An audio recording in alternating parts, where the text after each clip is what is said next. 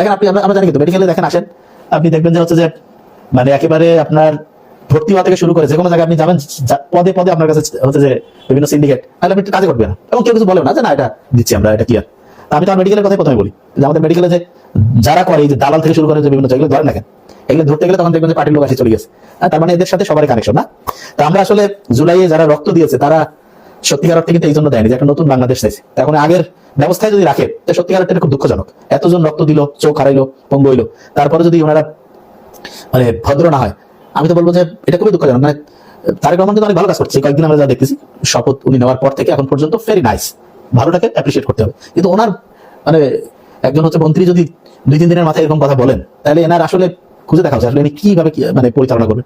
মানে on camera বলতেছে যে এটা, তাহলে কি হবে? তাহলে আপনার সব টাকা পয়সা এরকম করে অবৈধভাবে লেনদেন, তাহলে এটা ঠিক আছে? তাহলে তো আসলে আইন কানুনের কিছু নাই। তাহলে সাদা জিনিসটা তাহলে আসলে কোনটা সাদাবাজি কি?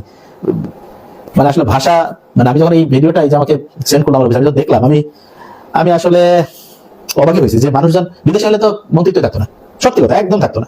মানে চিন্তাই করা যায় না, এটা তো বিদেশে কোনো দেশে আছে নাকি যে ট্রাক বাস মালিক কল্যাণ সমিতির হ্যাঁ যে হচ্ছে যে এরকম করে হচ্ছে যে চাঁদা তুলে? বাংলাদেশে কেন এটা? মানে সিস্টেমটা কি? ও মানে চুরি করার আধুনিক পদ্ধতি আর কি। তো এগুলো হচ্ছে যে দেখেন মানে, এবং অন ক্যামেরা উনি বলতেছে যে এটা করা যাবে, যে এটা হচ্ছে যে মালিক শ্রমিক মুক্তমুখ। আর ওই টাকাটা মালিক শ্রমিকের, মানে এটা বুঝলাম না, মালিক শ্রমিকের কাছ থেকে টাকা নিচ্ছে না মালিকের কাছ থেকে নিচ্ছে? আবার মানে ওরা নিজেরাই যদি না, আমি বুঝলাম, আমি যতজনের কাছে কথা বলতে স্যার এগুলো হচ্ছে সব টাকা কিছু সিন্ডিকেট আছে, এরা খায়, ভাগ বাটোয়ারা হয়ে যায়, সব জায়গায় চলে যায় এরকম। তারপর মনে হয় যে সারা দেশের মানুষজনের এগুলোর সত্যিকার অর্থে বিরোধিতা করা উচিত। এগুলো হচ্ছে যে মেনে নেওয়া যায় না। এবং এই যে পথে পথে যে টাকাটা কালেক্ট হয়, এটার কারণে কিন্তু আপনার জিনিসপত্রের দাম বাড়ে, আপনারা তো বুঝেন না।